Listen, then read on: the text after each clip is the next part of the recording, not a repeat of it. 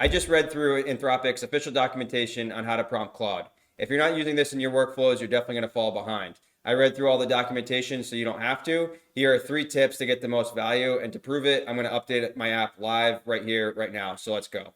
Okay, so here's the app that we're going to update live using the best practices. It's a easy, straightforward app, but it's a swipe for dinner app that the intent is supposed to help you decide what you want for dinner. If you like the suggestion, you swipe right. If you don't like the suggestion, you swipe left.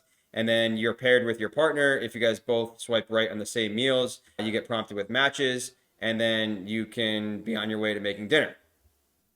So quickly, a quick shout out to Anthropic's documentation because it's awesome.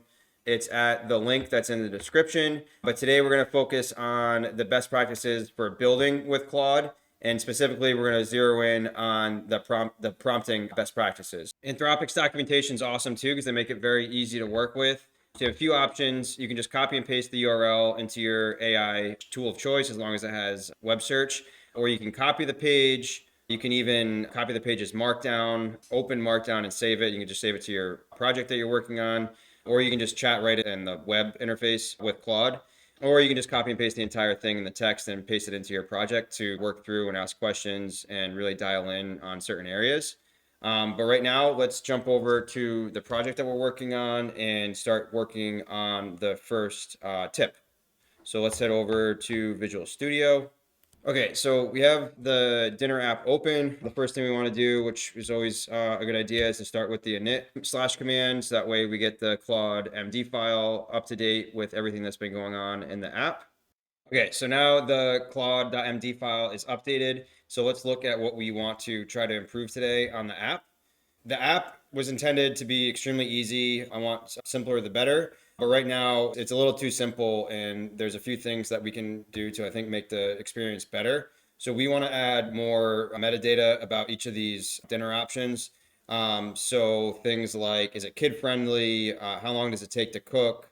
A few more tags that are a little bit more helpful. That way the user can actually have an educated understanding of why they're going to say yes or no. So that's what we want to change. So let's go back to Visual Studio to actually apply the first principle. And so the first principle and the first tip that we're going to focus on today is adding context. So Anthropic recommends using context, explaining why, and actually going into the motivation of why you're making the change. That will give Claude a much better understanding of the overall change and how it impacts the app, and gives Claude a little insight into how you're thinking. So an example of a bad prompt for this change would be add metadata to the cards. But that's not what we're going to do. We're going to follow the principle to explain why we want something and not what we want something. So I have a prompt here that we're going to add in. And I'm going to say, add metadata to the meal cards, cook time, difficulty, kid-friendly, and cuisine tags. The reason is that when users are swiping, they need enough information to decide yes or no. Right now, they just see a name, which isn't helpful for making decisions. Use the front-end design skill. So you can see we're not just asking for the meta tags or info or data. We're actually explaining why we need it and why it's helpful for the users. So we'll send that off, and we're also going to use the front-end design skill because that's the best way to get the best looking designs right now with Claude Code. Okay, great. So Claude Code is done. Okay, so let's see what this actually looks like by running the Xcode project and then checking out the simulator.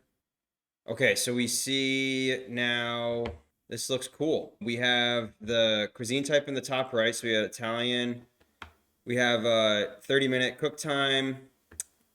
I'm not sure what the fire icons are for, but we have comfort, indulgent, and then it's kid friendly. So let's go back and see what that fire icon was for real quick before we move on. Okay, so flame icons were the difficulty. I think that's probably the least intuitive change that it made. So I'm just, and then okay, smiling face, kids or adults indicator. Is that, okay, so kids is there. Okay, so I'm just gonna go back and iterate on this one more time to fix the difficulty because the two flames don't really mean anything. So let's fix that real quick. All right, so difficulty medium. I think that could be visibility could be a little bit improved, but I think this is a good, so let's see how this goes, swiping through a few of them. So difficulty is now easy, it's for adults, and that makes sense, I think, with the veggie stir fry, and it's Asian. Okay, so these all look like they're working. So it looks like all the metadata is working. And then, so the big takeaway, we had a little bit of hiccup there with the difficulty level, But the big takeaway is the more context, the better. And you really want to explain the why when you're asking for a change, not just the what. So the better context drives hopefully better results. Okay, so on to tip 2, and this is going to be on dealing with hallucinations. Anthropic said that Claude is overly eager. It's built like that by design. So you can run into problems working within projects. You might ask Claude to make a change, or you might ask it to read a file or to tell you something about a file, and it might not actually go and open the file, read it, and then get back to you. It might just skip ahead and just assume what's in that file. So you want to make sure that you're giving instructions to Claude to actually open the file, if that's the case, and read through it so it understands before it then takes the action. So what we're going to do here is, I actually don't know where the meals are saved within the project. And I want to make a few tweaks to those, and eventually we're going to build that out into a big library of recipes. But right now, I don't even know where this is. I know we don't have it in the database, so it's in the app. So I'm going to ask Claude to find that and to return me the results and tell me where it is. Let's see, I have a prompt.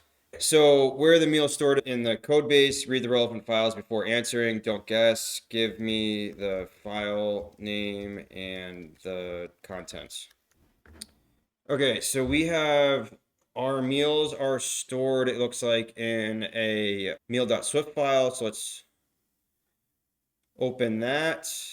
And okay, so it looks like we have the difficulty levels, we have the cuisine types, and then here are the actual meals. So it looks like we have tacos is the ID for taco night, build your own tacos with all the fixings. Okay, so that's all saved within here. So that's great. And then we can take this to our next step. But the idea here is that you always want to make sure that Claude understands and reads the file before actually taking action. So let's go on to tip 3, which is on how to improve your research results. So Anthropic said that Claude 4.0 models are excellent with research. So we're going to put that to the test right now to look up some recipes. Okay, so in order to get the most out of the agentic search capabilities, we want to make sure that we really state what the success criteria looks like before we do the research, as well as insert verification steps. So we're going to try that right now by having Claude research and find some good recipes for the meals that we have in the app currently. So I have a prompt to copy and paste in. So we are going to ask Claude to search the web for recipes for each meal in the app. The success criteria just stated is recipes should be easy, straightforward, minimal ingredients, and highly rated. And then we want to verify the sources. I want real recipes from real sites, not made up ones. So let's send that on its way. Okay, so Claude finished. So it has all of the 18 meals, and it has a quick little breakdown plus the recommended recipe. So let's see where one of these recipes goes. All right, so we are on, like a food blogger's website for shrimp scampi, 25 minutes. Okay, so so it found a recipe, but it didn't actually pull the recipe details in. So I'm curious if it's going to be able to do that. So let's take this to the next step with Claude and see if it can actually pull in the recipes, because we don't want to have to click to the URL in the app. So let's say those look good. Can you pull down the actual recipe and ingredients to the app?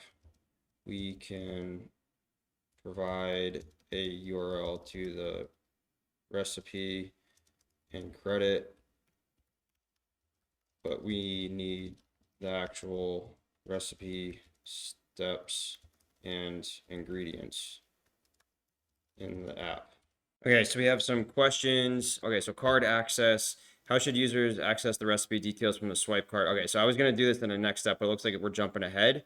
Tap anywhere on the card, info button only, add a small info icon button in the corner that opens the recipe details. Tapping the card opens. All right, I'm worried about the tap because we have a swipe feature. So if we accidentally tap while we're swiping, I don't like that. So I like the idea of the info button. Okay, so let's review the plan real quick. Auto accept. Okay, so we have the completed changes. Let's see in Xcode if that worked. Run it. All right, so we have the info button in the top left. That looks good. Does it work? Clicked it. Okay, this is looking great. Look at this. Look what we can do. Okay, we got the grilled chicken ingredients. Scroll down. Preheat the oven. Okay. And then we have the source. This is awesome. Can I go here? Oh, this is going to be weird on the simulator. Oh, nope, it is going. Not exactly sure how this, okay, it's going. All right, so here's the real recipe. Jump the recipe. These things are brutal. This could be why the app works, just because you don't have to sit through all of these ads and life stories here of to get the recipe. All right, so we have prep time. So total cook time is 35 minutes. All right, we're gonna have to just remember this because, oh, I've actually made this recipe, this exact recipe a ton. That's funny. Okay, so this is, I know, a good one. All right, let's see if it matches what so we had, so brine the chicken. Okay, so heat oven at 450 and then bake 15 to 18 minutes. All right, so let's go back to the app to see, did it get that exactly? Oh, no, not even close. What is this? What is this? Oh, hold on. Okay, we're doing multiple things. We got potatoes, roast potatoes, mix the olive oil with Italian seasoning, garlic powder. Okay. Coat the chicken breasts. Oh boy, I don't like where this is going. This did not match the recipe source. Okay, so that's fine. So we're gonna go back to Claude Code and explain that the recipe listed doesn't actually match the source. So let's try to take another stab at this.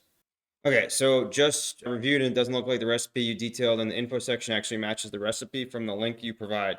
Read the website and get the recipe for each meal. See what that does.